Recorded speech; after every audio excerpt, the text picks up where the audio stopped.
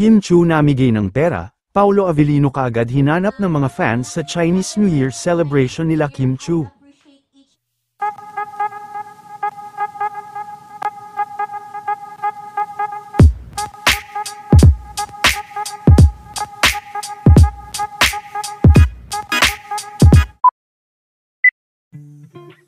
Ngayong Chinese New Year, ay marami nga ang talagang nag-abang, kung pupunta ba si Mr. Paolo Avellino, sa naging pagdiriwang, ng Chinese New Year sa bahay nila Kim Chu. Bukod sa mga malalapit kay Kim at kanyang mga nakatrabaho, ay si Paolo Avellino umano ang magpapakumpleto dito.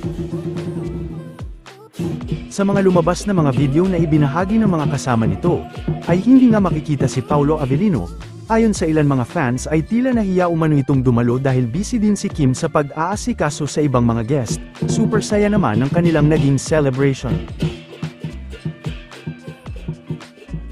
Okay, eto na! Simulan na natin ang ating raffle! Dahil may 1 hour na lang bago mag-Chinese New Year, so kailangan matapos natin ito agad! Natalo kayo.